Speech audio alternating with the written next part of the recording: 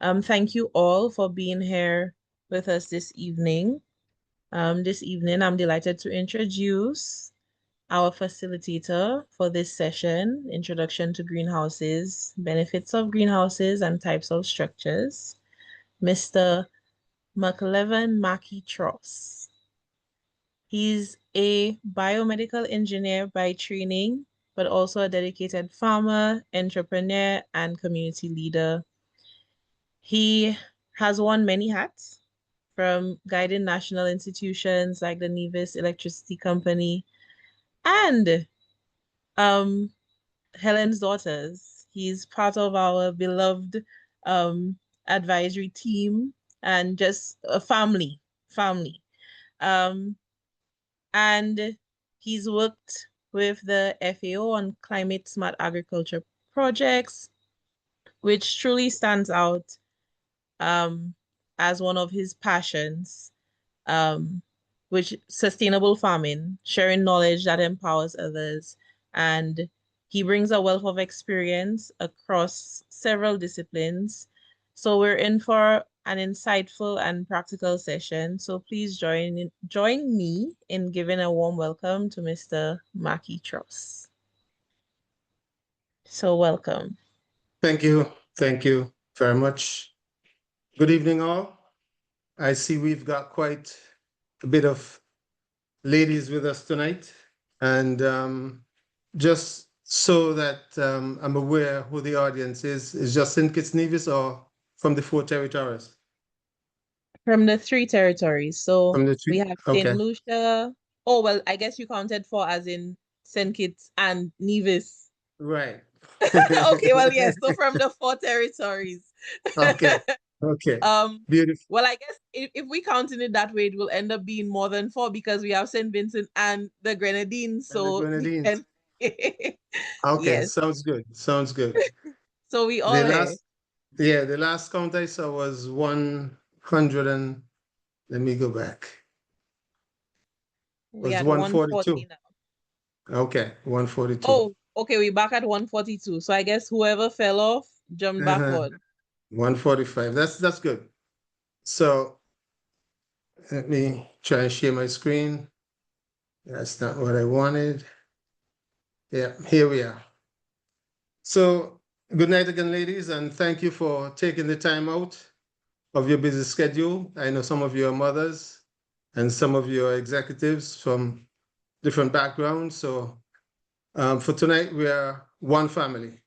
So just bear that in mind, and I would try and construct the presentation so that all of us are on the same page always. I would implore you to make notes because I'm going to split the time tonight in two. I'll do a little lecture or the presentation, and then I would leave ample time for questions, concerns, and just general conversation, if you will. Because when it comes to agriculture, there's never an end to the conversation. There's always something that excites one or 101. So there's always something to talk about. And our topic tonight is the introduction to greenhouses. Now, greenhouses came about, especially in our region, I would say in the last 30 years or so, not much more than that. I moved back from Canada sometime in 2000, and there was not one in St. Kitts and Nevis. But I left that technology in Canada, so I was sort of familiar with it, although not on a hands-on basis. So the technology is still fairly new, and we would look at what the technology does, the reason for it, and so on. So just bear with me for maybe about an hour to 90 minutes while I present. I will try and take my time and don't leave anyone behind. But in the case I do, just put your concerns, questions in the chat. And after the presentation, if needs be, we could go back to any one of the slides and flesh it out a little bit more. But this is to just, my objective is to get your appetite whet as it relates to greenhouses. And like Marvel said, I am really no expert in any one field, but I've dabbled here, dabbled there. And so I consider myself to be well-rounded. I particularly like farming, although I didn't have, up to today, any real formal education in farming, except for what I did in high school in CXC, or GCE was at the time, I think. And so what I did to bring myself up to speed was a lot of research, trials, errors, um, touching base with a lot of different groups or their allied agencies, make myself known. And, I have an ability to get the answers from people who know. So I'm connected in that sense. So if there's anything that you ask me tonight that I don't know tonight, bet you like by tomorrow morning, I'll know. So feel free to jot your questions down, like I said, and we will try and address them as best we can. Now, 144, 150 of us, I think we could knock heads together and have a good 2 hours in this space. So let's get back at the topic, introduction to greenhouses. By way of introduction, like I alluded to, the technology is still pretty new in our region and worldwide, I dare say. But this has been brought about by the changes in the climatic conditions, and more so, well, we could sum it up and call it climate change, which we know is the increase in temperature or the Earth's temperature over a period of time. And what is climate change causing? Climate change is causing us to behave and react. We know that climate change has brought about droughts, heavy rainfalls, heat waves like we're still experiencing right now, and it's almost the end of September, and other extreme conditions such as hurricanes. And the older folks would say, knock on wood, that, so far for the year we have been spared. And I'm hopeful that it continues that way. But because of these changes in weather patterns, to mitigate against these adverse weather conditions, us as farmers have turned to technology for solutions. Today, we will explore the use of greenhouse technology as one of the ways to combat climate change. And although the greenhouse helps us, it still have its own little challenges. But as you would find out, it's always work in progress.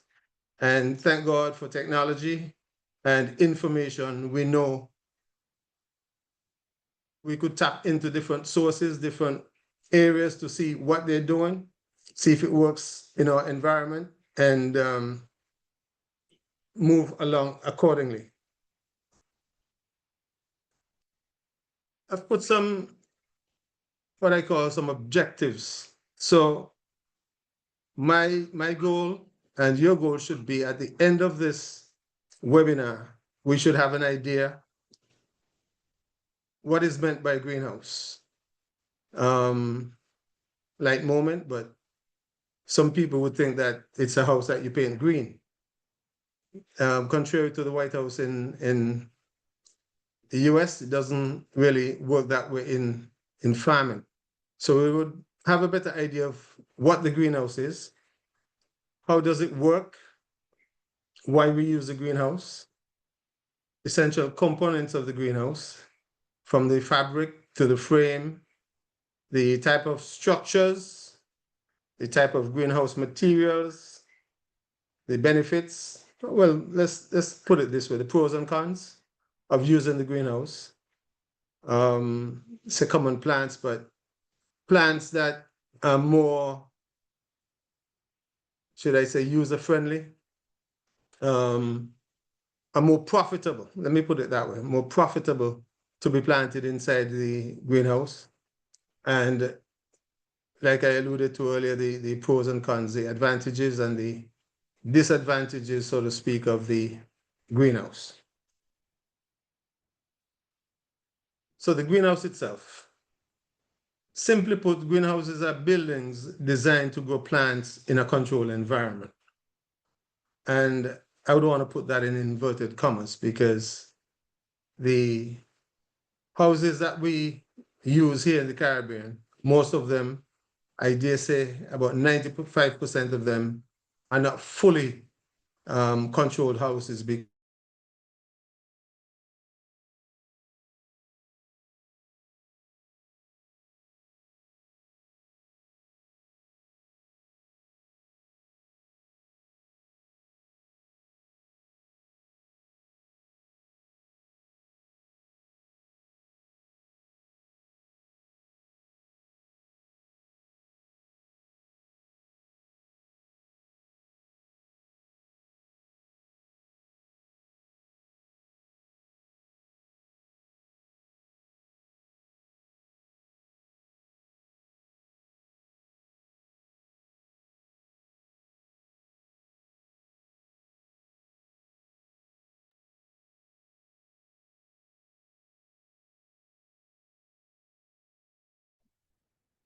You back with us? You muted.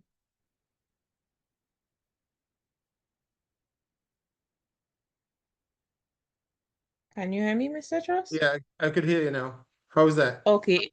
It seems the service dropped for a bit. Okay. All right. Yeah, so So what you was the need to last thing that you guys heard? well, you would need to share your screen again as well. Like everything kind of Everything? Okay. All we'll blame it right. on the weather because I'm pretty sure that's what's affecting it right now. Yeah, because we are supposed to be having some extreme weathers here too. Uh, uh, uh, uh, uh.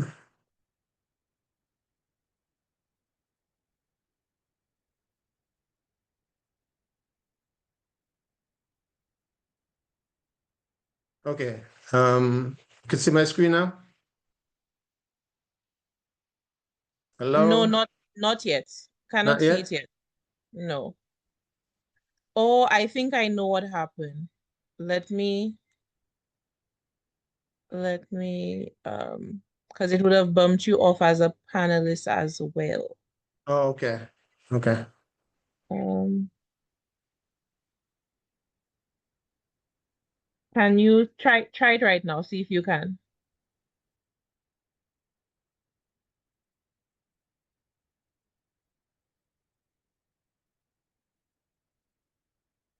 Yeah.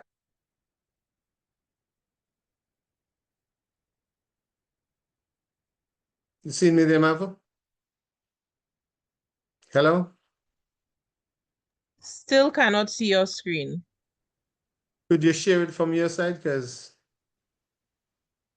Okay, I will. I will. all right. Okay, give me a second. But then I won't have any control. So let me try. Right. Yeah, let me try Do- again. Okay, do you want to leave and come back in? Let me just Oh, try wait, one. I think it says you have started sharing. Okay. All right. Okay. But I'm seeing oh great, perfect. So I'm back up now. Yes. What is a Okay. greenhouse? That's exactly where we left off. And I went through this entire slide. Okay, that's fine. So let's look at what is a greenhouse. So in a nutshell, the greenhouses are buildings designed to grow plants in a controlled environment. And I put the controlled environment in inverted commas because what we have mostly here in the region aren't true greenhouses. We have a lot of shade houses and net houses and so on. So maybe a more appropriate word would be protected structures. But use greenhouse loosely. So it protects plants from extreme weather conditions and mitigate against pests and diseases. And later on, we would see exactly what is meant by mitigating against pests and diseases. Now, most of these structures are lightweight structures, are made from different materials, and we would explore the different materials as we go along. And they're capable of withstanding strong winds and other external forces. Except to say, most of the shade houses here in the region would not stand up to anything more than Hurricane 1, Category 1 hurricane. So we still have to be very mindful of that. So the environment, for the most part, is controlled, and controlled where the plants are concerned. So we really don't have a lot of wind and rain and external forces affecting the plants inside the protected structure. Now, because of the enclosed environment, we would prevent against the entry of most insects. We can't eliminate it, but we could reduce it by a big margin, especially if that's the only type of farming that we're doing on that piece of land. In the case of A1 farms, we do the protected farming and we do some outdoor farming on the same piece of land. And sometimes it poses a challenge because the guys would go out in the field and then come right back into the greenhouse. And although they may not have the insects on them, they may have the eggs. And then they brush to the plants inside.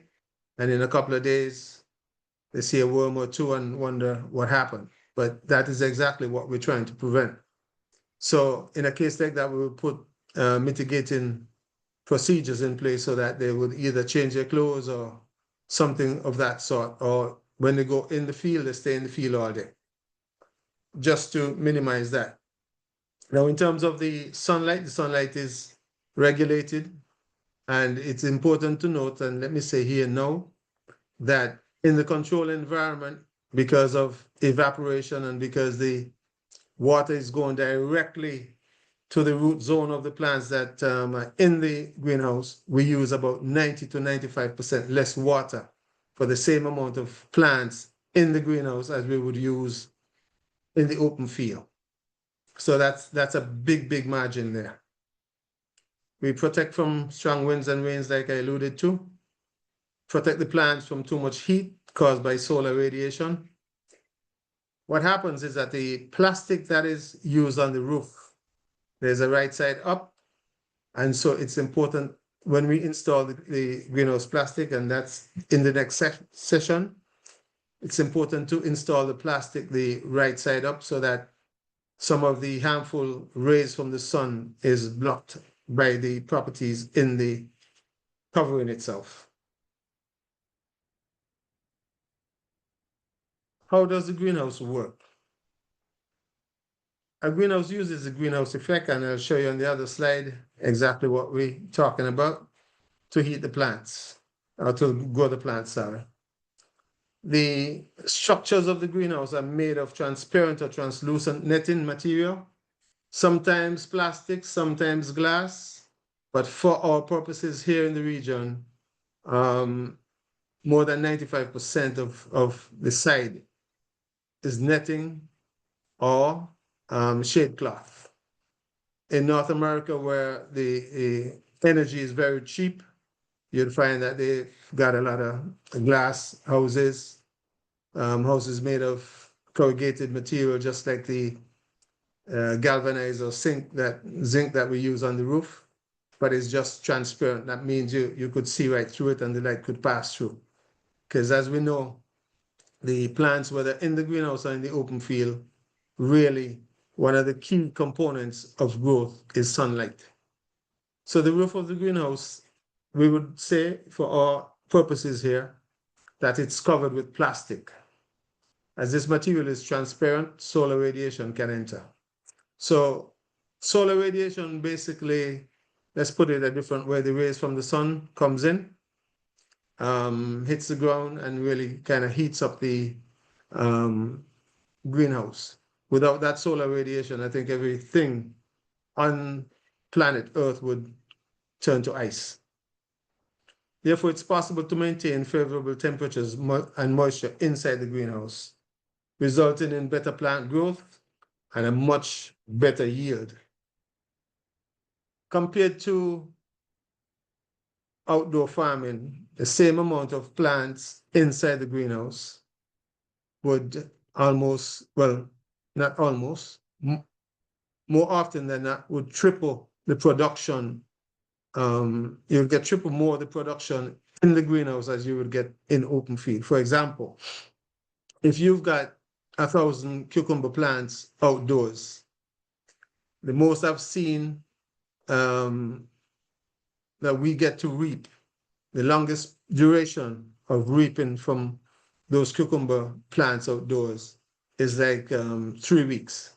So sometimes we get 3, 4 pickings from them, and then that's it. They just die right off. On the contrary, in the greenhouse environment, in the protected structure, we can reap up to 8 weeks consecutively, 8 consecutive weeks, sometimes twice, 3 times a week. We at A1 normally reap twice per week, on Mondays and on Fridays. And so just by the longer reaping period, you could see exactly what's happening. Plus, inside the greenhouse, you in any given reaping period compared to outside, you would reap, say, for example, if you reap 300 to 500 pounds outside, you would reap 1,000 to 1,500 pounds inside the greenhouse for the same amount of plants. And that's documented by A1 Farms. So I'm not talking something that I hear from somebody else. I'm talking from our experiences here at A1 Farms. We alluded to the greenhouse effect. This is a simple diagram, not to overcomplicate things. You see the sun on the left, the short waves from the sun comes in, the protected structure heats up the environment, heats up the ground, heats up the area inside, and then the longer wavelengths, some of that would escape, especially with the type of greenhouses that we have here. Most of them are naturally vented.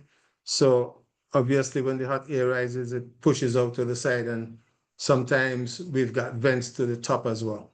So this is just a diagram showing you what the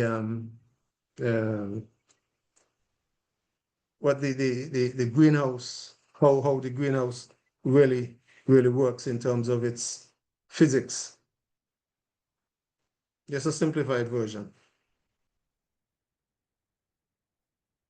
Now let's talk about the essential components of the greenhouse. The structure itself, meaning the frame, just like building a normal house, except you wouldn't block it up or you wouldn't board it off or something to that effect. You would have the corners and the support structures.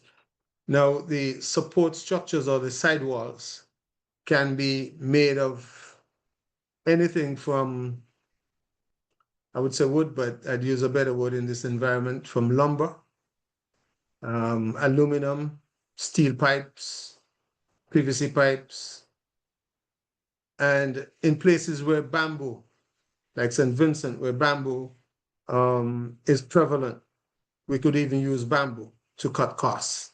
So those are the main materials that we would use for the sidewalls. Now, some greenhouses in areas where, like I said, the heating is not a problem and money is a little bit more easier to come by, you've got these big glass structures, but with the glass structures, you would need heating and cooling and so on. Same with the polycarbonate.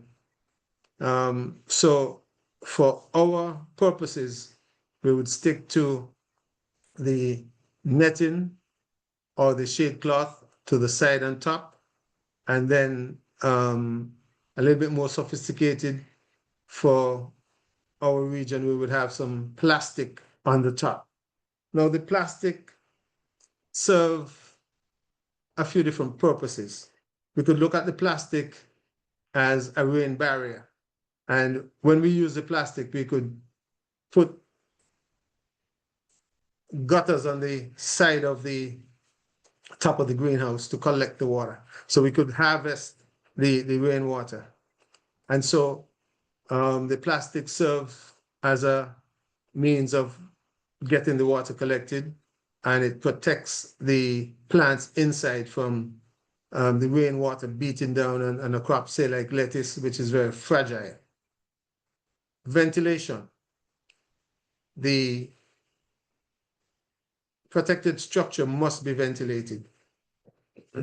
Excuse me, whether naturally, as in the case here in the region, or we could put in some heating and cooling structures as they do in North America. And I've seen that done in Canada where they do a lot of ketchup processing, where they grow the tomatoes in the greenhouse all year round during the dead of colder winter, minus 30 degrees. They've got that place heated.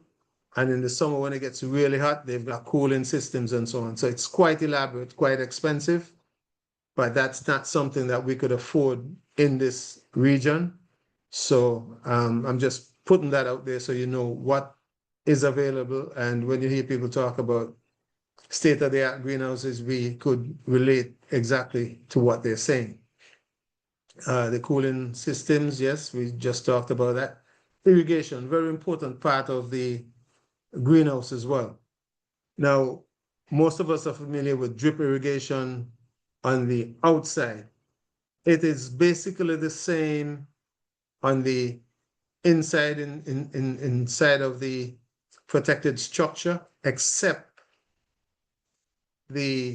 it's more confined, meaning that we use what we call drip pegs, and the pegs go directly to the root zone of each plant. So there's no wastage of water as in the outdoor drip lines. So everything is precise inside there.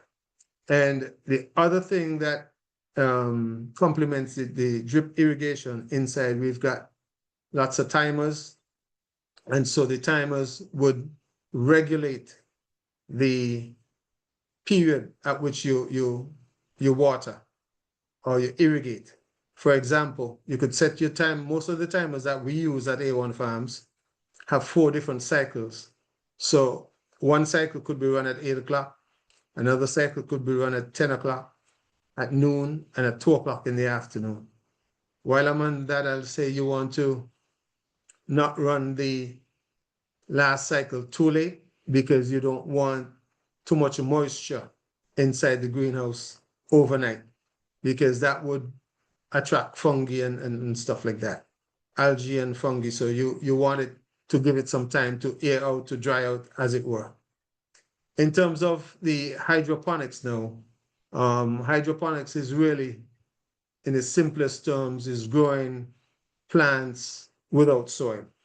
So usually in this region, we would have two types of hydroponics. We have the channel system where we have the gutters and the water would run, or the nutrients would run through the channels.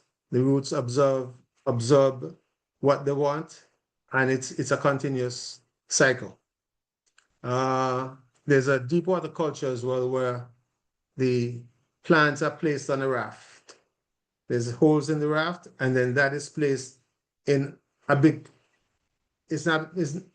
for want of words, call it a pool. And that pool or pond is, usually you could design that to whatever space you have. But I've seen where, just think about a sheet of plywood. That's a foam board, 4x8. And the holes are drilled in the foam, and the foam just floats on the nutrients in the water.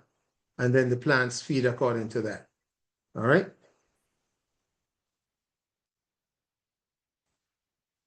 There's many different ways to classify the protected structures or the greenhouses. And the one that we're seeing in this picture, we will refer to it as a freestanding greenhouse. freestanding meaning it supports itself, it's not attached to anything else, and you can place it anywhere in the property once you have the necessary space. One of the things to look at is you want the area to be as flat as possible so that you don't have too many issues with irrigation and so on. Some of these freestanding structures, you could have them customized to whatever size you have in your yard or built to whatever size you have. Or you could accommodate. The standard size for the commercial greenhouse is about 100 feet by 30, 100 feet long by 30 feet wide. But you could make adjustments to them in terms of the length. The width is pretty much standard unless you're going to build it yourself. But if you're going to order a greenhouse, usually the width is standard at 30 feet. Then you could get a 30 by 20, 30 by 40, 30 by 50, 30 by, and you could go right up to 100. Now, anything over 100 is custom made. So you could go up to 110, 120. But then, you get into different issues in terms of too big a structure for the wind and so on. So that is what is meant by a freestanding greenhouse.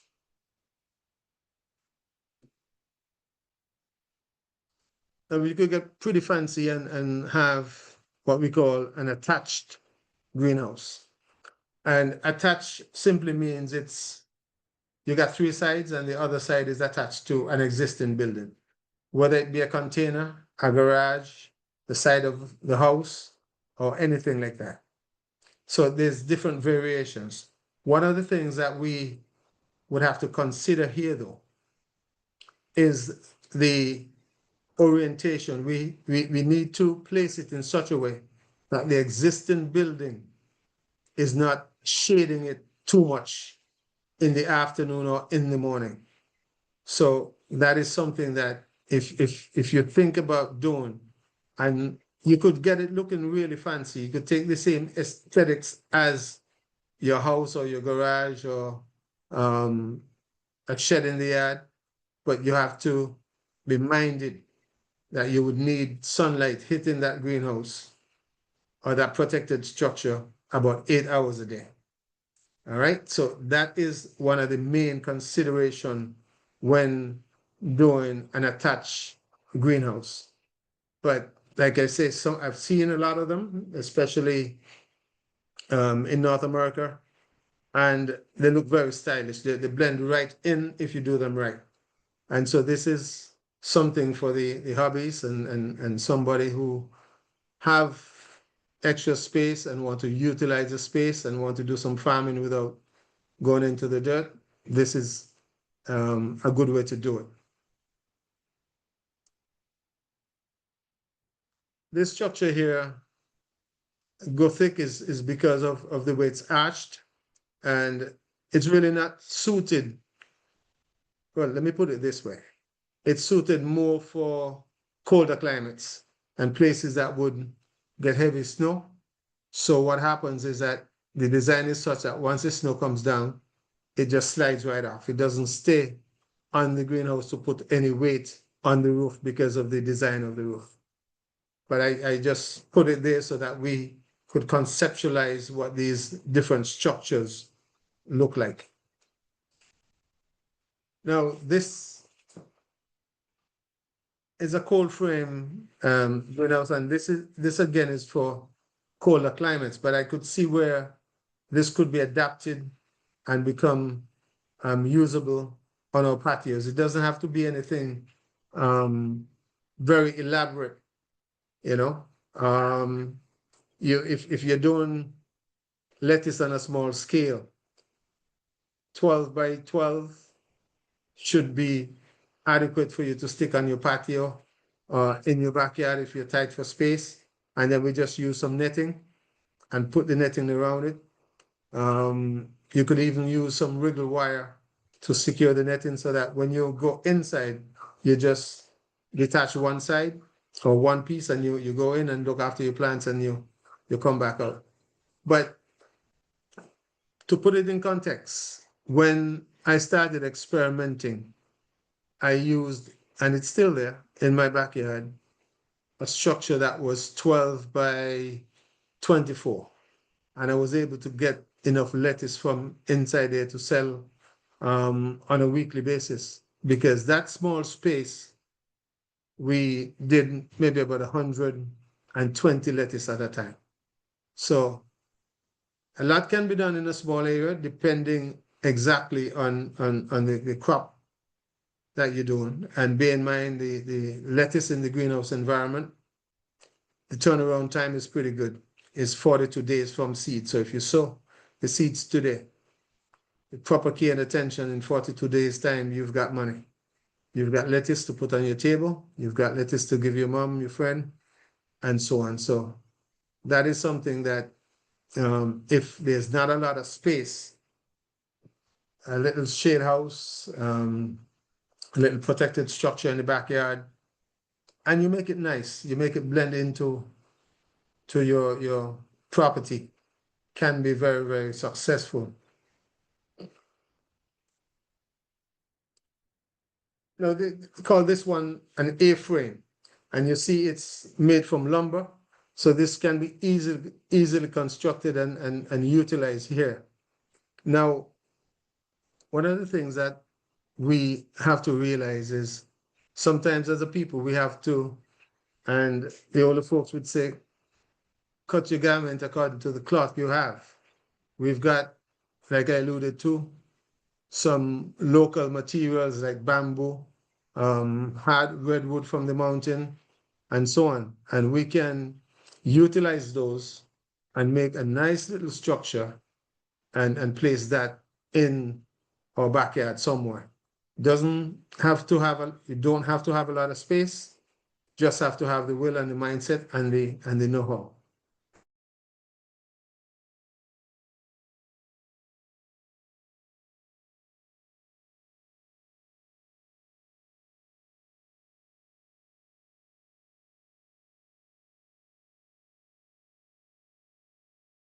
One person doesn't have all the answers, but collectively you can do wonders. All right. I've seen these hoop houses around in St. Kitts and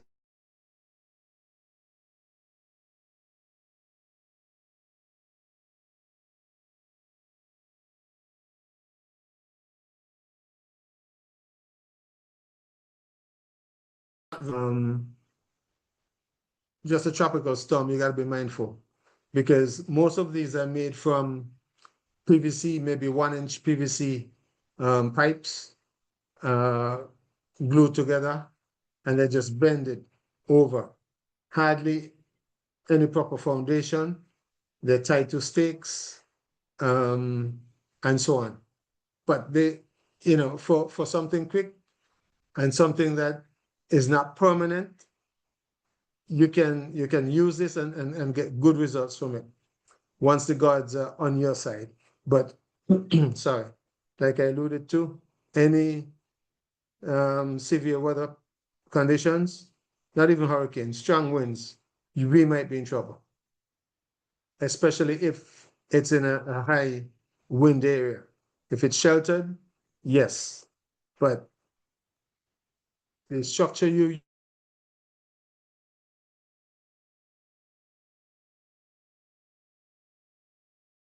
Apologies again, ladies. Mr. Truss is still having some issues. I'm just trying to open up your minds to the many different variations that are out there so that you have a good feel of what you can do, what you can afford, um, and so on.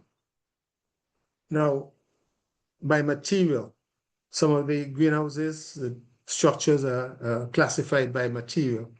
So we have nice house here made of lumber, and this one gives you a nice rustic look. And it's covered with strictly netting material. So on top is netting, and to the sides is netting, and then you have your door just like a house. And this one I've seen used in our region with great success. So this is, again, just a frame. You could frame it from lumber, you could frame it from bamboo, you could frame it from wood that you get from the mountain. I know some of the hardwares around the region normally would sell damaged lumber, and this is a good way to get started. Right? So this wooden structure, I would highly recommend something like this for starters. And because if you're a do-it-yourselfer, you could construct something like this as well. Some of us have husbands that are very handymen, right? So that is something to consider. And I'm just giving you the ideas so that down the road you could collaborate and see which area and which house is the best that you could start with, and so on. Remember, you could always build it according to the size of land that you have. We talked about the hoop house already, made of PVC, and this is what the frame looks like. You could see that this is nothing more than a big grow box, maybe 10 by 10. And so you bend the PVC, the 1-inch PVC, this almost look like 3/4 anyway, to the size of the grow box, and then you cover it with netting. So this is a simplified version of a protected structure. Okay. Now we get a little bit more sophisticated. And the picture to the right is complements A1 Farms. That is when we were building, I think, the 4th greenhouse. And that's a picture of the frame before we started covering.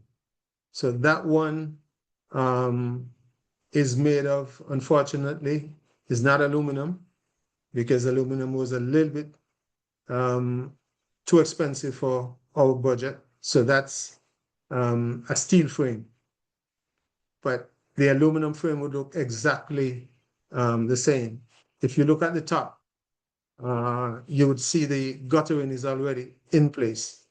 And so once the plastic go over the top, the rains come and the water would run off the plastic into the gutters and then to a collection tank to the back of the greenhouse.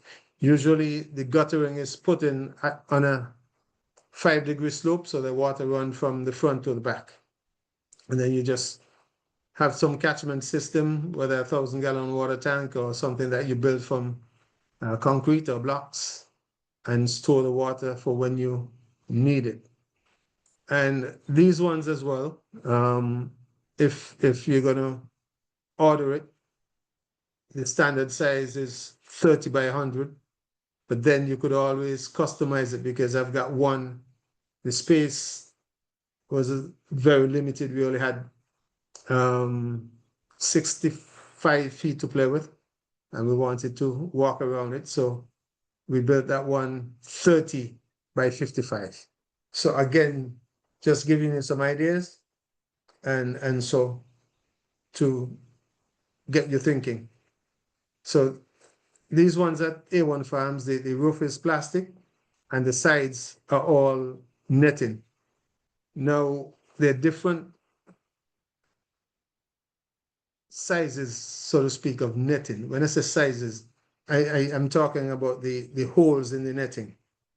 And so a 50 mesh will keep out very small insects like whiteflies and so on. 22 mesh, maybe the smallest insects would get through that. So it really depends on where you're at and what the environment is like.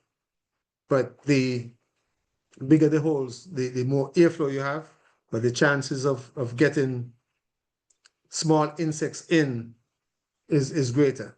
So you have to weigh the balance there. Okay. If you look at the basement of it, where the blocks are, you would see that there's pipes there, so that if there's any um, problem with irrigation overnight and nobody's there, at least the water doesn't stay inside to damage the plants.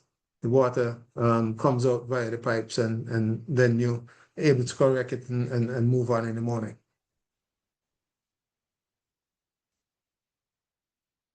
The glass greenhouse, I've seen them, not suitable for our environment because they would need a lot of energy to cool them down.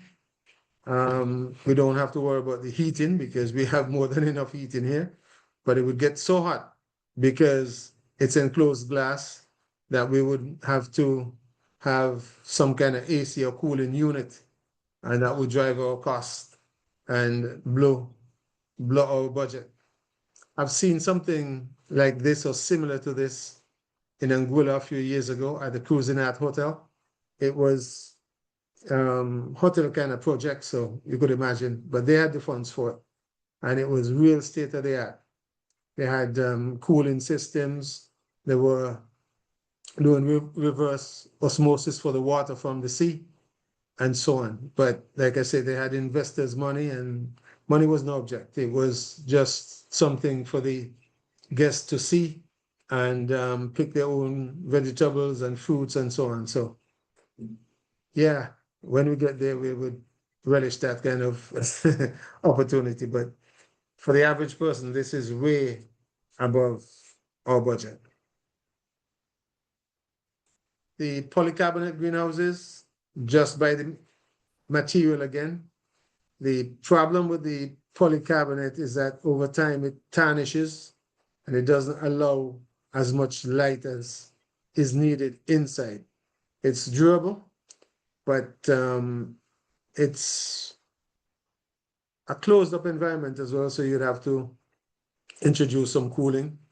You could see here that they've got some windows in it that sometimes with technology they would open and close to let out some of the hot air. Sometimes they have extractor fans and so on, but this is not something that I've seen and that I think is practical for us in this region.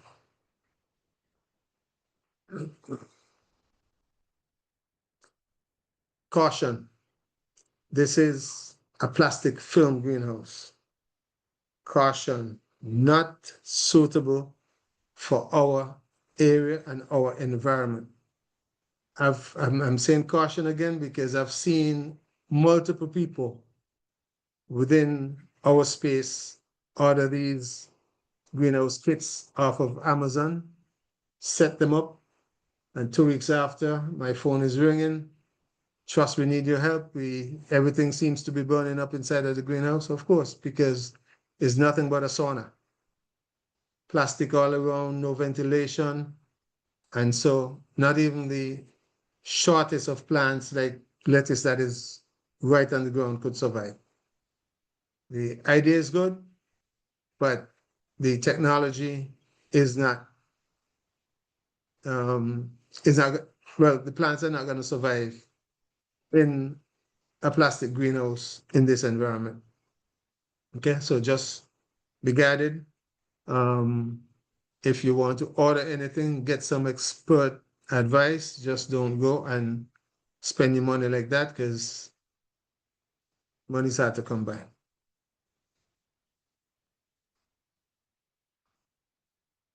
This is another type of material, mainly used for plants. I haven't really seen it used much around here. Seen people maybe use it for peppers and so on, but in my mind, it provides too much shade. Peppers, tomatoes, they need full sun. So I wouldn't recommend this at all for our environment either, but just so you know, they just don't work. Let me let me put it that way. But I just wanted to bring it so that you could see, so you could be aware when it comes time to making a decision as to what type of greenhouse, what type of protected structure you should be invested in. Must tell you about specialty greenhouses. These are designed for specific purposes. A lot of them you would see, they're huge, well equipped, and they're used for research purposes. They've got all the bells and whistles, temperature control, humidity control, everything you could think about. So these are very, very expensive, and we have seen them is in research centers at universities and so on. The hydroponics, you would have, it's the same greenhouse as we showed you for like at A1 Farms, but inside, the inside is outfitted with channels for hydroponics. So there's really no soil at all in these greenhouses. Most of the planting is done in channels on benches, state-of-the-art stuff, and they could get very expensive. But to be quite honest with you, inside is very, very sexy, nice and clean, and you could go in there in your nice clothes and don't even have to worry about it. I think I've got a picture. Yeah, this is what the inside of the hydroponic greenhouse looks like. So you could see that you have the black spiral tubing. That is what brings the water in, and the water just trickles down very slowly because there's a slight gradient on the benches, so that the water just takes the time go down, wet the roots. The root absorb the nutrients, and the plants take it from there.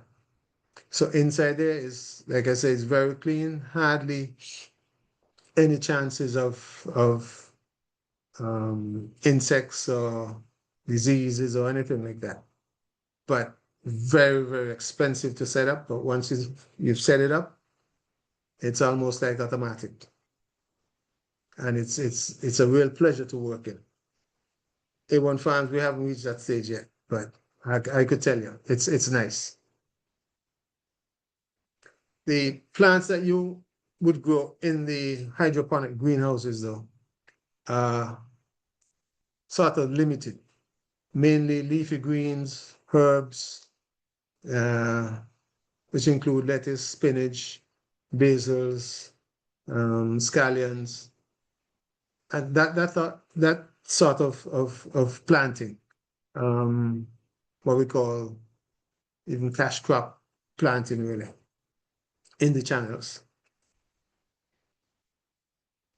More specialty greenhouses, yes, we alluded to the educational greenhouses and the research centers. These are real state of the art, and they use them a lot to see how plants would react under different environmental factors. So sometimes what they do is that they would plant a crop and put it under different stress conditions, low humidity, high humidity, low heat, extensive heat, cool it down, see how the plant reacts. They use them sometimes to cross-pollinate and see what the outcome is. Sometimes for research, so that, at the end of the day, they have good guidance for us as farmers as to the optimum temperatures that tomatoes like, or peppers, or whatever it is. But these have the backing of the education system, a lot of sponsors and so on. So these are not ordinary greenhouses that we could afford, but you're talking greenhouses, I got to let you know that they exist and the purposes and so on.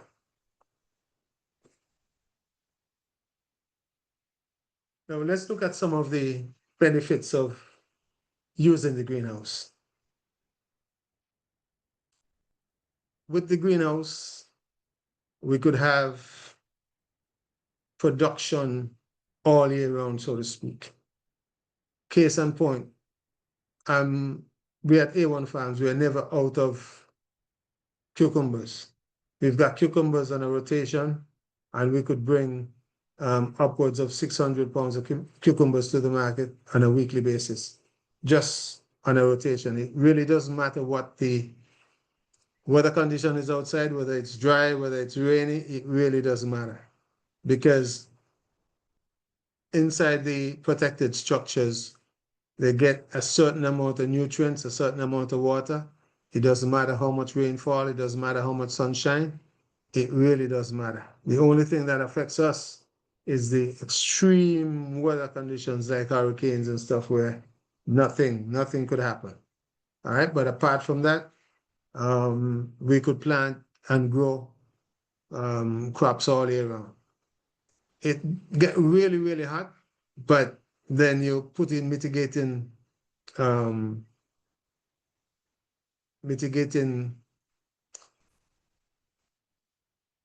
mechanisms for the heat.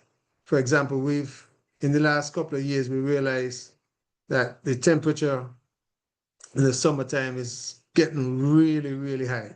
So we've put in some fans, and that has proved to be the answer for us. So it just moves the hot air out, and we're good to go. You would find that the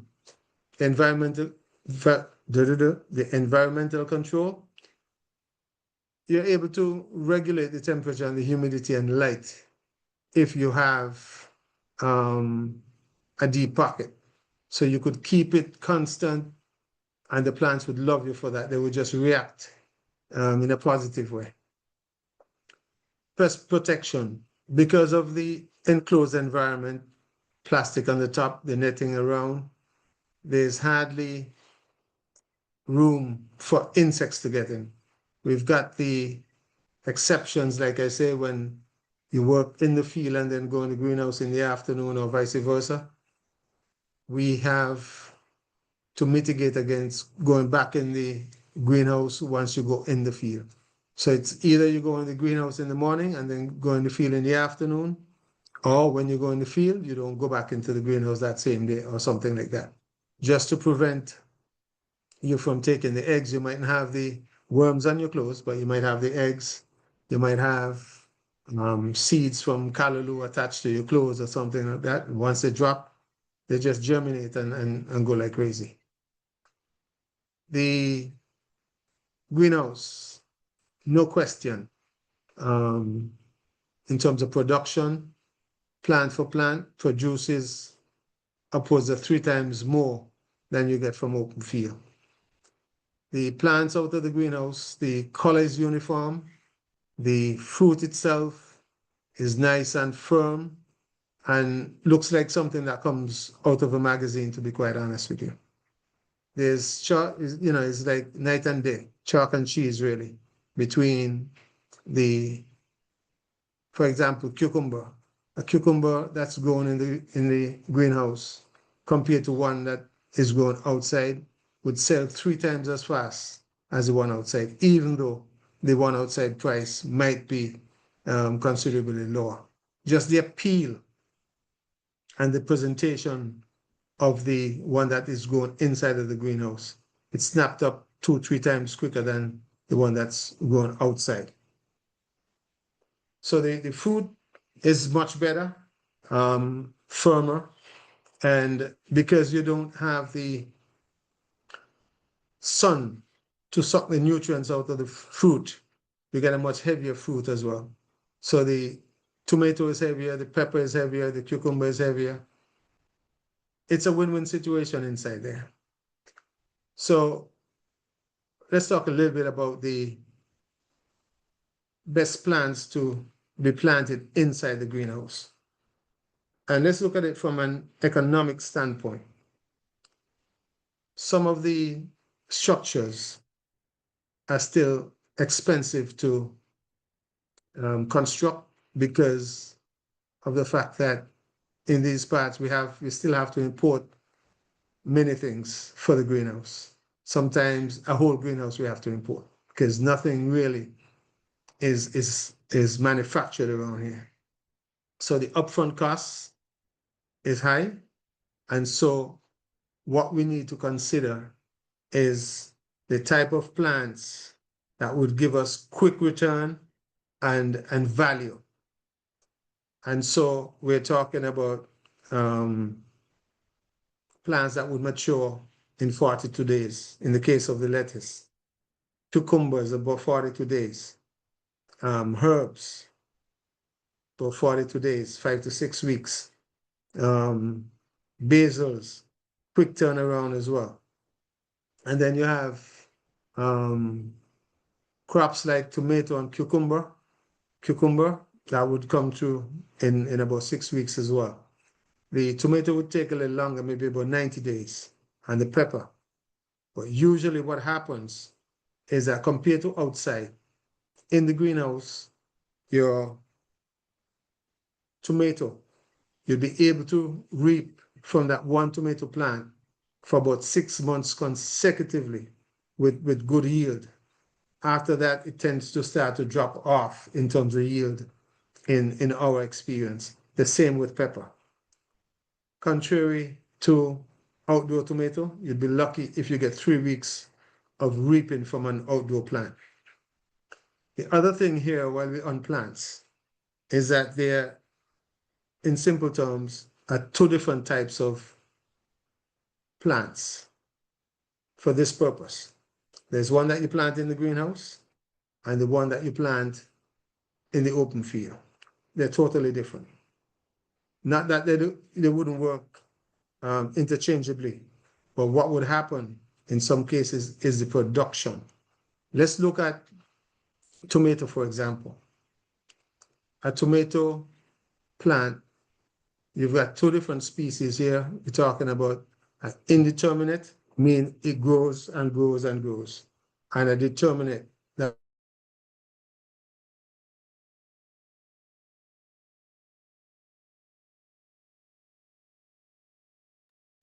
Apologies again, ladies.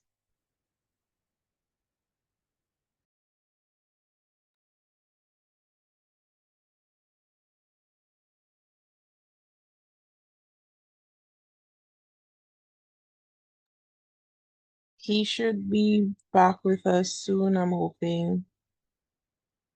St. Kitts is experiencing some bad weather as well.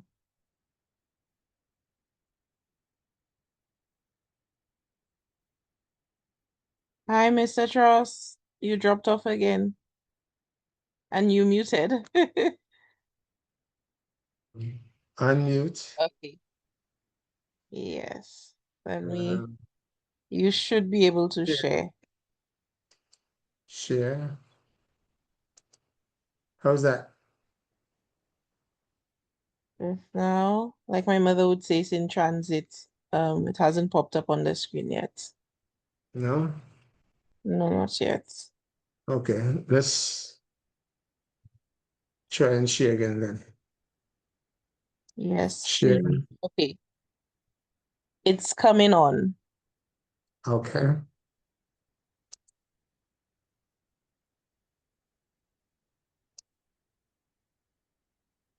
The PowerPoint is not on yet. Yeah, that's what I'm trying to get. Yeah. Lost the PowerPoint. Oh, you did? Yeah. Okay. Is it easy for you to pick up or you need my assistance? no, I think I'll get it. Okay. Uh, let's get bear with me for a second.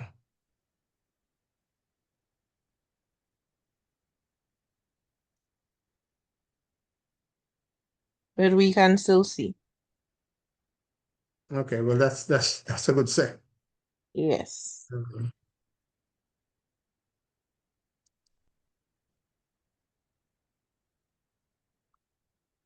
Okay, I think I've got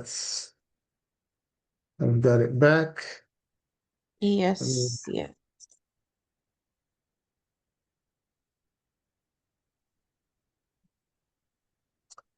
I was talking about the type of plants in the greenhouse. So where did I Okay. lose you guys? You last stopped off talking about the tomatoes. Okay. Yeah. Back to the tomatoes. There are two different species of tomatoes. Let me put it that way. Determinate species that we grow outdoors and that would produce and bear fruit for about 3 to 4 weeks. And the indeterminate that you use in the greenhouse, that would produce for 6 to 8 months. So you see the difference here. And the one in the greenhouse, you would be able to reap from that twice a week for those 6 to 8 months. So just from that alone, you see the difference in the yield. All right. And so the point I was trying to make is that you have to be careful when selecting seeds. You have to know which seeds to buy for the protected environment and which seeds to buy for outdoors. Because if you take the determinate tomato and you put it in the greenhouse, two things against you. One, it would need some kind of pollination. And two, the yield, it wouldn't, after 3 to 4 weeks in terms of fruiting, it would just die off. That's just the nature of the determinate tomato. So you have to know which seeds are for outdoors and which seeds are for indoors. And this is something, unless you get into the greenhouse environment, you don't give much thought because you're accustomed to reaping 3 weeks a month outside, and you're good with that. But once you expend that kind of monies for the greenhouse, you need to maximize your production. And that's where that seed selection and type of crops that you grow in the greenhouse comes into play. Um, while I was doing this, preparing for this, I came across this slide that I had from a couple of years ago from A1 Farms. And this is what the lettuce production looks like at its capacity inside the greenhouse. All right. At A1 Farms, we still plant in dirt. You would realize off to the left, you could see the pots. We use 2-gallon pots, fill them with topsoil, mix with a little manure, whether it's chicken, rabbit, it doesn't matter. Once the manure is cured, we mix them so we get a little compost in there, and then we plant directly into the soil. What that does for us is it helps us to reduce the amount of fertilizer or nutrients that we use because the soil helps to compensate.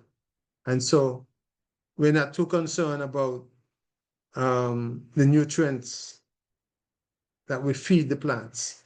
So what we use is a general fertilizer, which is 20-20-20 NPK. If there's some micronutrients missing, we get it from the soil, and we really don't have a problem with that at all.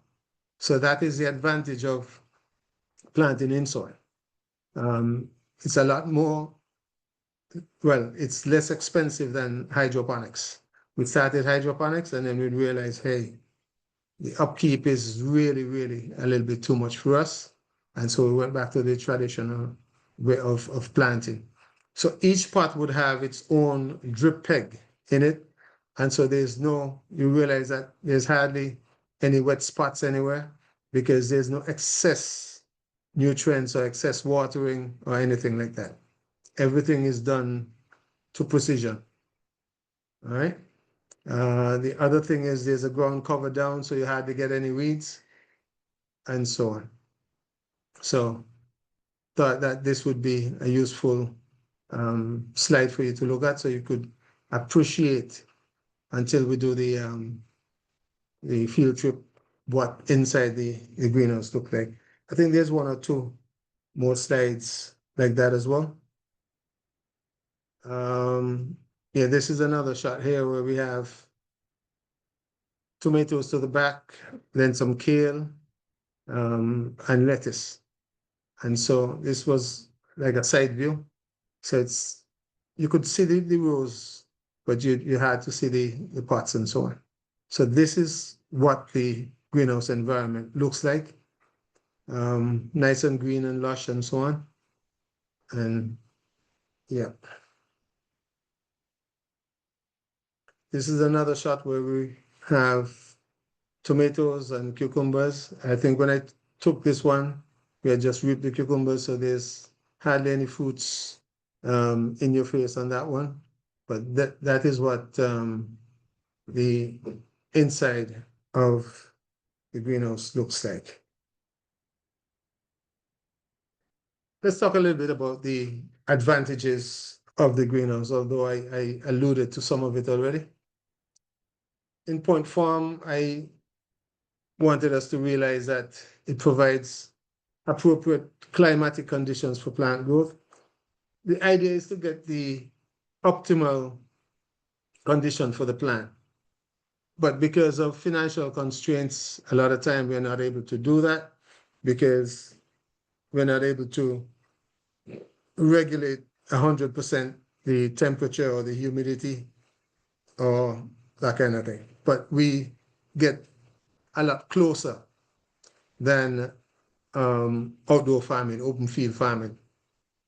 We protect against crops against pests and weeds, and this is a big factor. When you don't have to weed, it frees you up to do a lot more meaningful tasks, tending to the plant, giving them personal attention, and so on.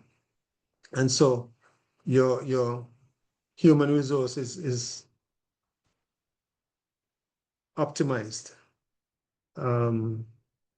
Food security, I alluded to earlier that in the protected structure, you're able to plant 365 days, produce 365 days, unless there's really unforeseen weather conditions where everything stops.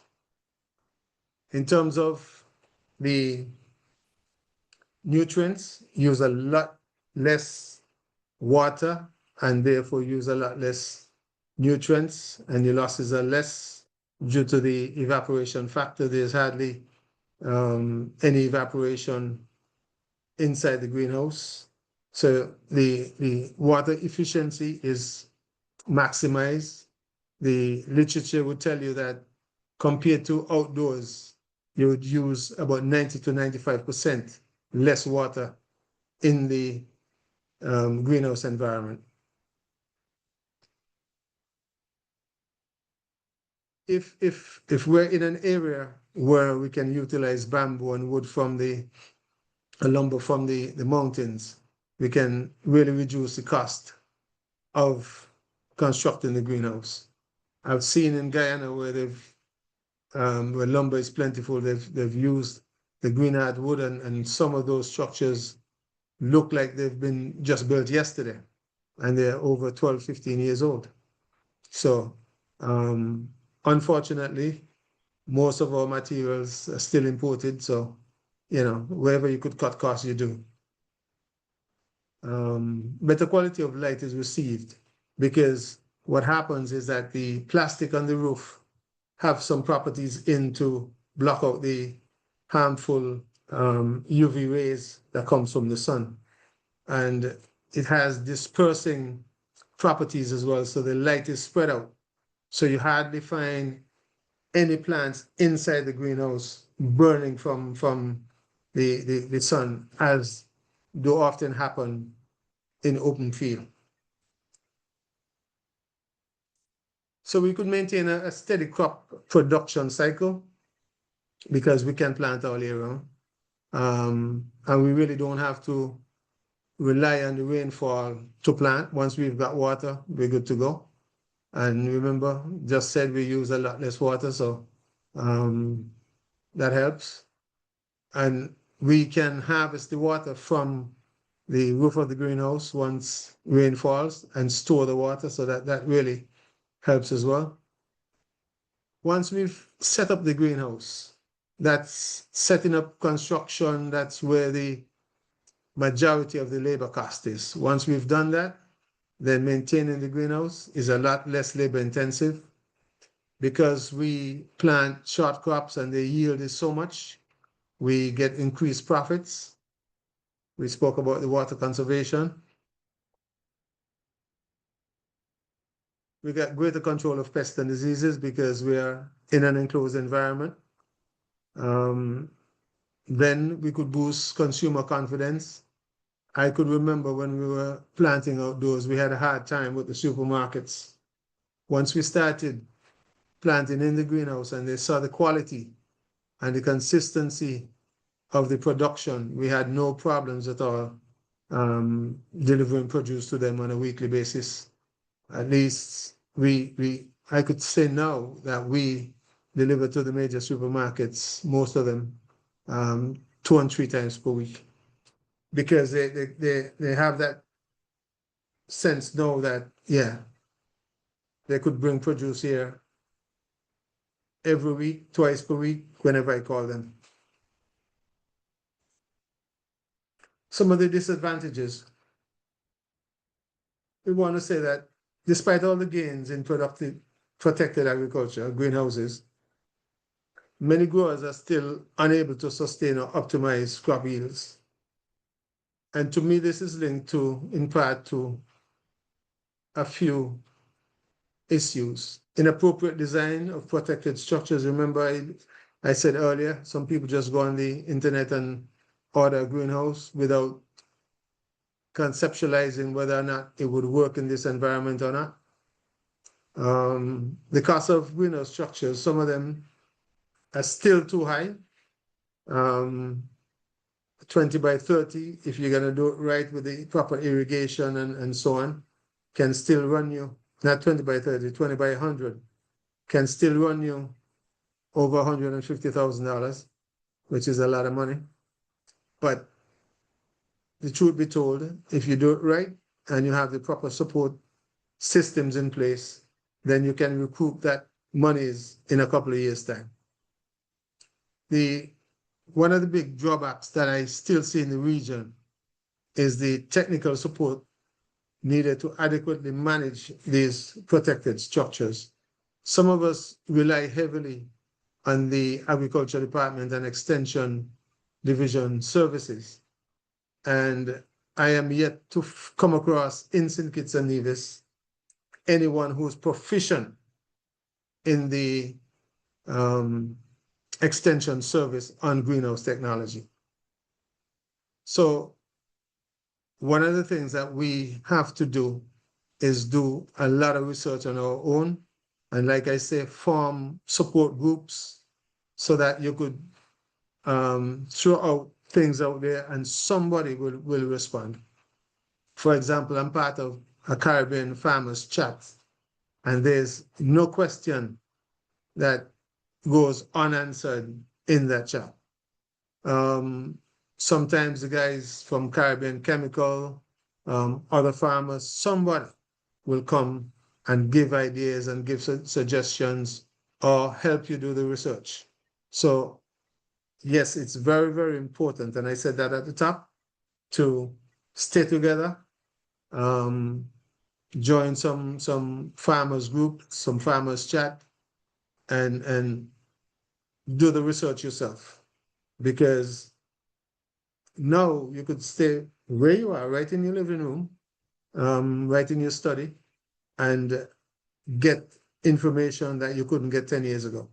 The internet is a very, very powerful tool, and the WhatsApp chat and the groups and the support groups, Helen's Daughters, magnificent. You'll get most of the answers that you need in record time. Trust me on that one. I've been there. I'm still a part of it. And you've got people out there who make it their business to help others. So the answers are there. Just go seeking for it. If we have to use artificial lighting, and even monitoring systems, because in some parts of the region, once people see you doing greenhouse technology, maybe they're inquisitive or just for lasting purposes or something. People come peeping in, people come to steal and to reap before you, to make a market out of your your labor. So sometimes you have to put in monitoring systems, cameras, and all of that. And that would drive up the electricity costs, but it's just the cost of doing business. So we said already that there is usually a high investment cost, but the return on the investment is very good.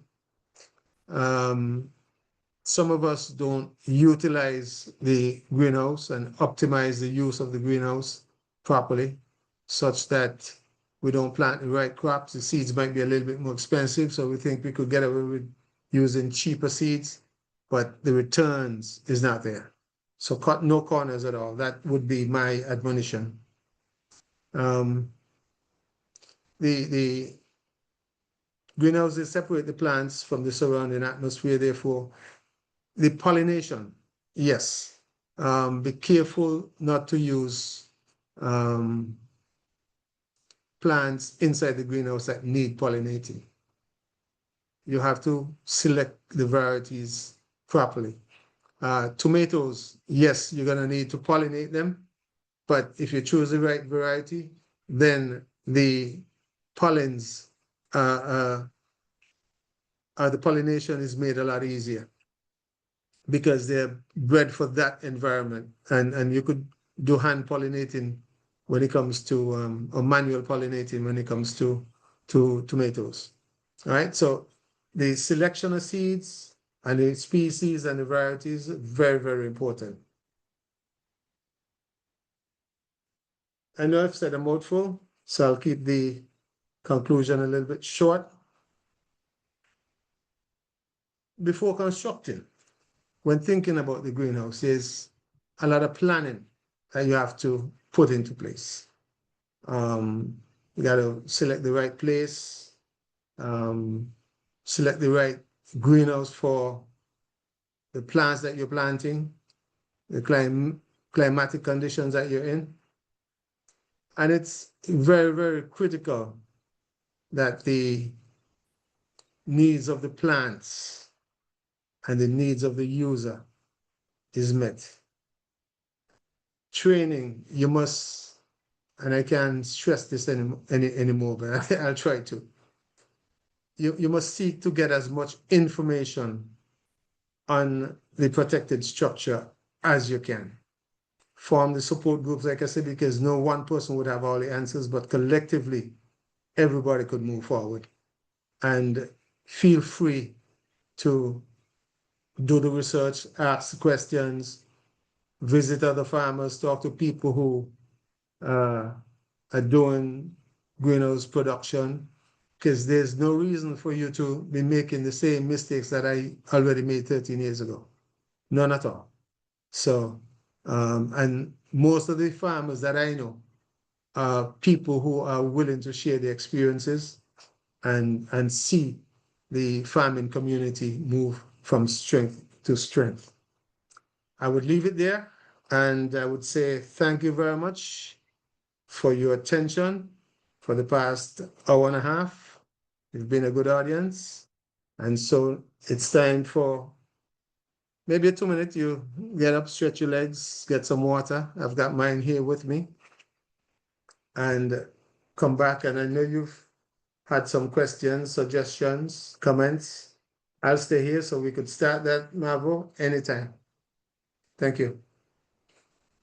Thank you, Mr. Charles. So we have several questions, but I'll let you get done with your water first. I needed that. Thanks. Yes. Um, so thank you. I know that for sure the ladies enjoyed that. Um, okay, so I'm trying to go to the top, ladies, so I could get the very first questions. So, Okay, first one. Does it have different type of plastic used on the ground? The different types of plastic used on the greenhouses and what's the name? But I wonder if that kind of was clarified later on, considering that we decided that the plastic might be. Oh, Okay, did you free? I Okay. I think I get the gist of the question. Now, the minimum weight of the plastic should be 6 mil. And mil is just the units, similar to how you would have centimeters and so on. Plastic thickness come in mil. So 4 mil is too, it, it, it would work, but it's the minimum I would recommend is 6 mil. And it's not any type of plastic. This is, you would expect this for greenhouse plastic, because the greenhouse plastic would have the properties that would diffuse the light and keep out the UV rays. Some people try to cut corners and use construction plastic, but the construction plastic is not as durable and it doesn't have the properties that the plants are looking for. So it allows the harmful rays to come in and it's just a headache. So you spend the extra dollar and you buy the proper plastic for the job at hand. The plants would thank you for it. 6 mil, you could Thank go you. all the way up to 10. And that 6 mil plastic is so strong that once you pull it tight, you could walk on that plastic on the roof and you can't do nothing. Thank you. Thank you. What type of greenhouse would you recommend for edible flowers? Edible flowers, the plastic on top and 50 mesh shade cloth around would do the trick for that. And the size really is up to you in terms of how much land you have available. And I must say that edible flowers is a good niche market to get into. The hotels call, I would tell you, I get a call maybe once every 2 weeks from a different hotel for edible flowers. Used to do them, but we're involved in too many things. Something had to go, had to give. Yeah, but that's a good niche market. Thank you. One of our ladies is asking if anyone knows who can build a hydroponic greenhouse in St. Lucia. So if you have that information, St. Lucian ladies, you could WhatsApp me, Kiana, country coordinator, and you could share that information and I'll get it to her. Mhm. Um, the hydroponic plants, wouldn't they require the nutrients from the insects in the soil? No, the remember hydroponics is growing in a soil-less medium. So there's no soil at all involved in hydroponics. So what would happen is that you would put the nutrient in the water and that would circulate around the plant. That's one way. The other way is to do what we call a deep water culture, where you have almost like a pond, and then you would have some kind of foam that floats on the top of the water. You punch some holes and the plant sits on the foam, but the roots go into the nutrients. So there's no soil at all involved. Thank you. Someone says I have problems with slugs. How could I combat this, Udo? Well, welcome to the club. I've got some Italian basil in my herb garden as we speak. And I picked off about 6 slugs this morning. There is a slug bait that is the only thing that seems to be working. So we get that here from the local hardware store. I'm not quite sure where you would get something like that, for instance, from in St. Lucia. But slug bait, any good um, uh, plant store should carry some kind of slug bait. It's a granular, so you just spread it and that would take care of them in a couple of days. Is the indeterminate tomato bioengineered? Is there a difference in the taste? No, as a matter of fact, the indeterminate variety to me tastes much better. And I believe it's because of the environment. It's not exposed to the harmful rays from the sun that would sometimes burn the tomato outdoor or take out some of the nutrients from it. But the tomatoes that we grow inside, you could tell the difference. It's firmer, and the taste is not as acidic as the one outside. Mm, thank But you. most of them are hybrid. I don't know about the bioengineering, but they're hybrid. Thank you. One of our ladies is asking if you could repeat the type of fertilizer which is best used. The fertilizer that we use is a 20-20-20. So NPK, all of the nitrogen, the potassium, everything is in a ratio of 20. It does have all the micronutrients in it, except I think calcium. But because we plant in soil, then we really don't have that much of an issue. Mm, But if you do, all you would have to do is um, add some kind of calcium nitrate or something like that in small amounts to the irrigation system. You see, thank the soil really compensates for any lack of nutrients because the soil itself, especially when you add compost to it, is full of nutrients. So it cuts back on the amount of nutrients that you have to add. And if you're short in any area, then usually it compensates for that. You don't even see. thank you. Um, okay, so another question about the net is the net used on the greenhouse. Is this a special material? Yeah, it is a special material. Uh, we just refer to it as greenhouse netting. And they have them in uh, different thread count, I should say. And there's a 50 mesh, meaning there's 50 little holes per square inch in that mesh. There is, I think they just came up with a new one, which is a 20 mesh. So you got 20 holes in 1 square inch. Now, the 20 mesh came about because they were trying to get a little bit more airflow. So the least amount of holes per square inch is the bigger the holes. So the more air that would pass through. So that's the concept. But I've worked with the 50, but I would really like to be able to try the 20.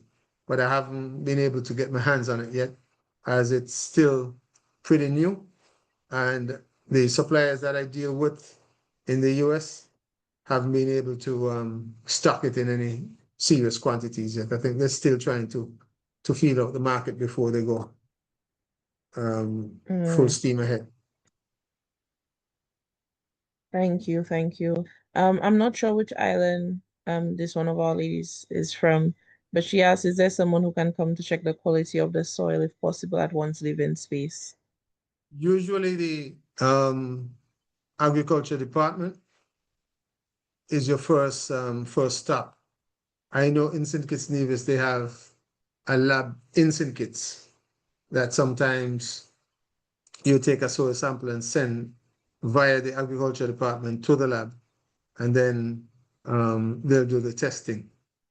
I've known guys who have sent water samples to the US for testing, but I don't know of soil going overseas for testing. But your agriculture department, your local agriculture department should be able to guide that process. Thank you. Can a greenhouse be placed on slope terrain? I've never seen such. My country is mountainous, and the few I've seen are on flatland. Perhaps this is why they are not popular here? Question mark.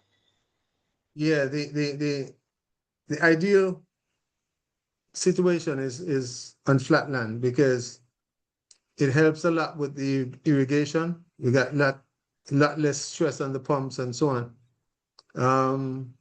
But I've seen shade houses on slope lands. So, you know, if you build houses and the terrain, greenhouses could go. The to me, what's important is that the sunlight factor. Make sure the greenhouse is oriented and placed such that you could um, get at least 8 hours of sunlight in any given day. I mean, you would have the days when, hey, they're cloudy and stuff like that, but generally speaking, um, we don't want them to be in a shaded area. You want to be able to expose them to light because that is one of the critical elements for the plant is that said sunlight or light. You remember when we were doing agriculture in school, they were telling you that water, sunlight, and soil. But now we know differently that plants can grow um, just as good without soil. Hydroponics prove that. And sunlight is not necessary anymore. Light is necessary because there's all these artificial lights, especially in the cannabis industry. I mean, some guys go right down in the basement and set up systems where they got irrigation and they've got these artificial lights and they've got everything that the plant needs and they strive just as good or even better than the actual sunlight. So in a sense, what we're saying is that once you're able to produce and provide that optimal environment for the plant, then the plant would respond and make you smile. So you might, Thank in terms of the terrain, yes, you might, need somebody who's into construction and stuff like that to help you with that. But I'm sure that it can be done. Yeah. thank you. Thank you. Um, Someone asked, but I'm guessing perhaps she missed that, but I'm still going to ask it in case I misinterpreted. She said, is bamboo a good material for greenhouse building? I remember we Yeah. said yes.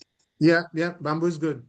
The only thing that, well, you may know better than I do, but once you treat that bamboo could last for years.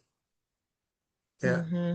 Yeah. Mm-hmm. There's special treatments for bamboo. I really can't speak to that, but I know once you treat the bamboo, then, and some people were saying there's a special time of month to cut it. You got to cut it in when the moon is not shining or something like that.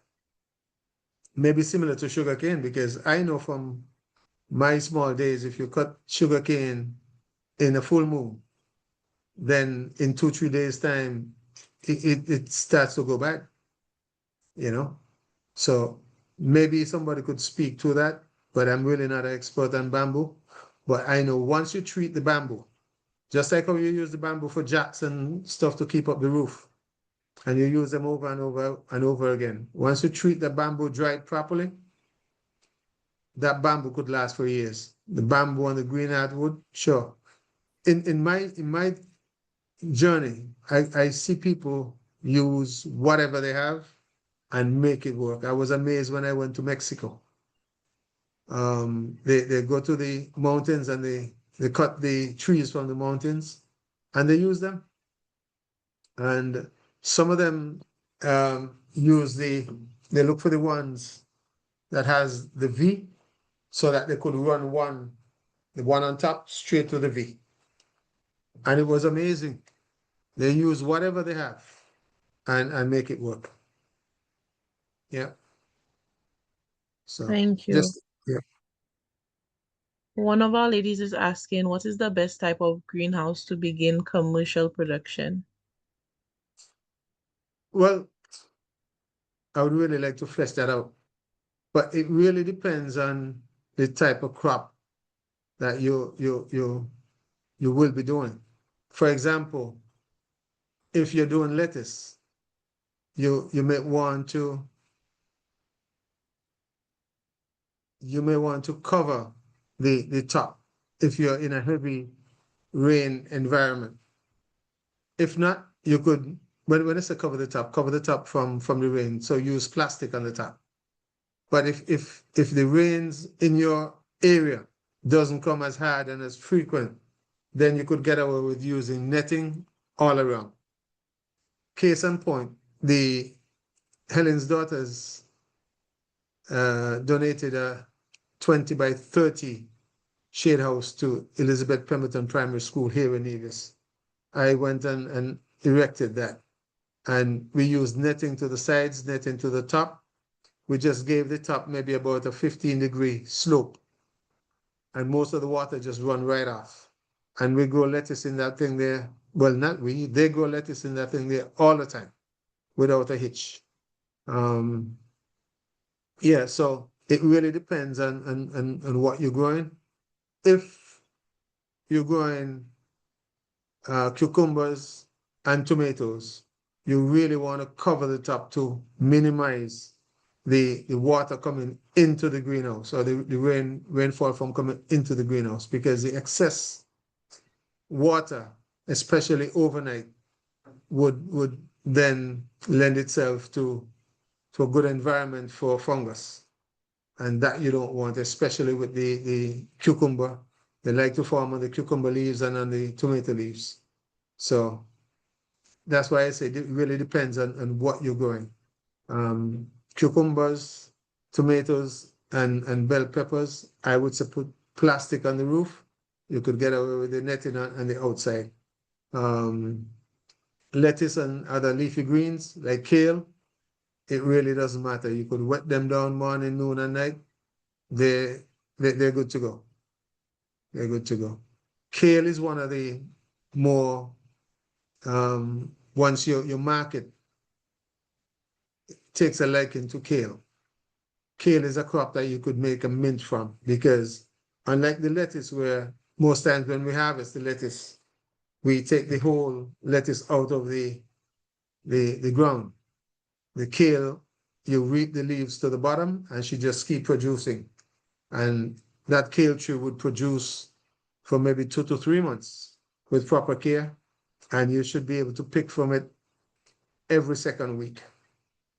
So it is really a good crop to start with. And it's hardy, you know,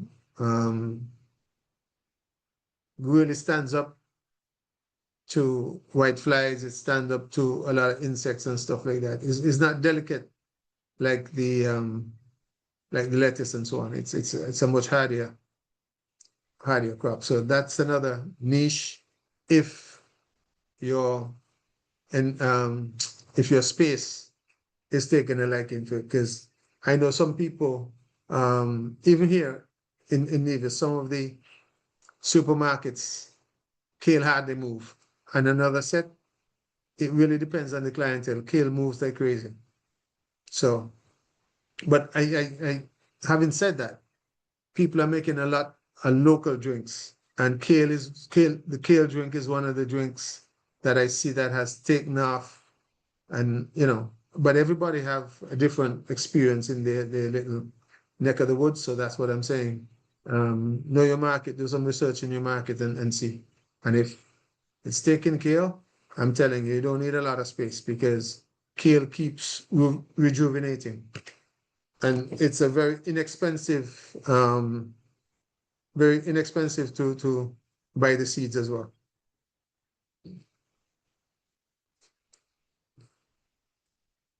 Thank you. Um, the amount of pesticide used in the greenhouse, does it differ from the amount used outdoors, like outside of that structure? In my experience, we use a lot less and not the same, for want of words, concentration inside the greenhouse. Because remember, you're protected, and only when something goes awry, when somebody brings in insects or pests, then you have an issue. And one of the things that we learned the hard way is having guys visiting another farm and then coming into your greenhouse, or whether you do outdoor farming and then you leave from outdoors and go into your greenhouse. Those are the times when you have issues with insects and so on. So if you could minimize that and do all of the sanitation checks before you go into your greenhouse, you shouldn't have to be dealing with a lot of spraying for inside the greenhouse. What we do at A1 Farms is we use neem oil a lot, which is triple action. It's an insecticide, a fungicide, and a miticide, and it's a natural product. So, once we do the preventative maintenance, keep around the greenhouses clean, always make sure that you're free of grass and weeds where the insects harbor, then you really shouldn't have too many issues with pests inside the greenhouse. Because remember, most of the crops in there, except for the tomato and pepper, are very, very short crops. And so sometimes, even if you see pak choy, worms like pak choy, if you're doing pak choy, by the time you see one or two worms, that crop is gone. Then you spray up and you get ready for the next crop. So just by doing your checks and your preventative maintenance, and number one, keeping your surroundings clean, um, you shouldn't have too many issues with spraying. But compared to outside, hardly. There's really no comparison. Thank you. I have several questions here about the estimated cost of setting up a greenhouse, that initial investment. That initial investment, for the most part, is still very high, especially if you don't have um, local materials like bamboo and so on. The netting, obviously, you would have to get that in. But I would tell you the last estimate I got from my supplier for a 30 by 100, which is a standard size greenhouse, was something like 35,000 US dollars. And that's just the cost of the house itself. There's no irrigation in that. There's no electricity. There's no planting material. That is just the structure and the ground cover. So we're talking some serious coin. And so the initial investment is high. And so what I normally advise is that for your first greenhouse, build something small so that you could iron out the bugs and you could get comfortable with it before you go spending those big monies. Because if you spend that big money and you're not comfortable, the first thing that go wrong, it really just is almost like a knockout punch. The 12 by 20 greenhouse that I experimented with, it's still in my yard. Use it for other things now. And I've got one which is 20 by 20. That's where we do all of the propagation, all the seedlings and so on. So my advice would be to do something on a smaller scale, get comfortable with it, and then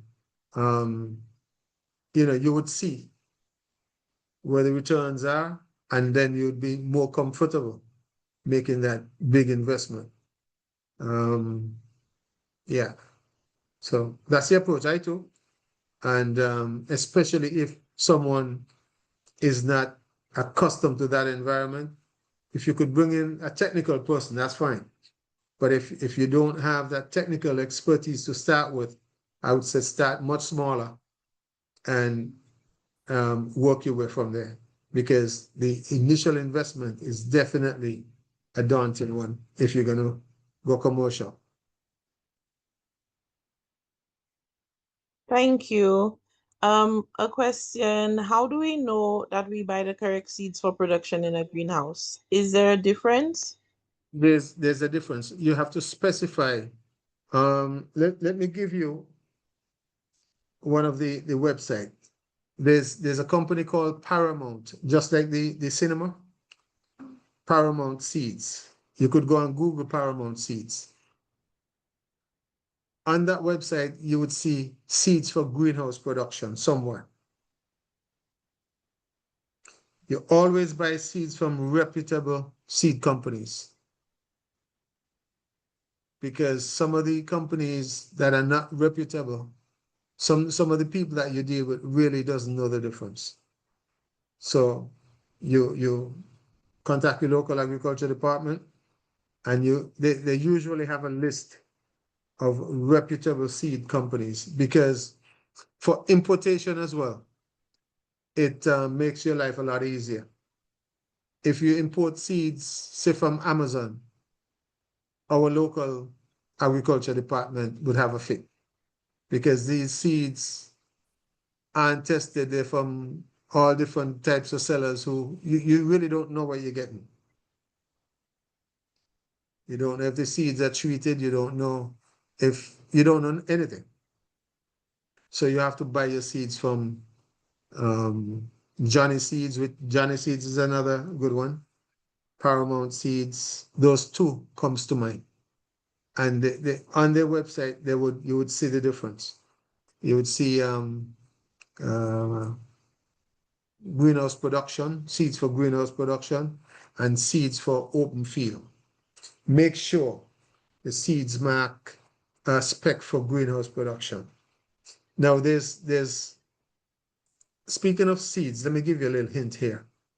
The seeds that I prefer are the pelleted seeds, meaning they're like they're like pellets, tiny marbles. So, for example, when you see how fine the tomato seeds are, but if you get a pelleted tomato seed, then you could pick it up, no trouble at all. It's a little bit more expensive, but it saves a lot of time and headache, because sowing the regular seeds by hand, sometimes you throw two or three into the same hole. And we know lettuce don't like company. So then you would have to later on slip them out and replant and so on. So to avoid all of that, the pelleted seeds is what I usually use. Um, a lot of ladies could get away, no offense meant, but they could get away using the unpelleted seeds, because they got some fine skills that men don't have.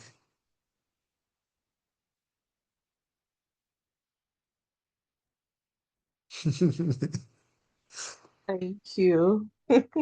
Um, one of, okay. Ladies, I apologize. There's so many questions. I'm trying to go through it. Um, Someone is asking, what irrigation system do you use in your greenhouses? We use drip irrigation. We, like I said, we started with hydroponics, but we reverted to the traditional drip system. Well, when I say traditional, it's still different to the drip hoses that you use outdoors. What happens here is that we've got the tubing, and then we'll bore the holes in the tubing exactly where we want them, and then put the emitters in, and then the drip peg goes directly to the root zone of the plant. So we use a drip system. Um, the nutrients would come from the holding tank, and into the pump room, and the pump then sends the nutrients out to a main line, and from that main line we branch off to every row in that greenhouse. And so usually what we would do is we would split the greenhouse in two. So we would have two different timers for the same greenhouse, because what we find over time is that if you've got a 30 by 100 greenhouse, then if all of the water is flowing at the same time, it just drains or pull the whole pumping system down, and some plants will get water and some won't. So it's just too much water dispensing at the same time. So we would split the watering cycle into two.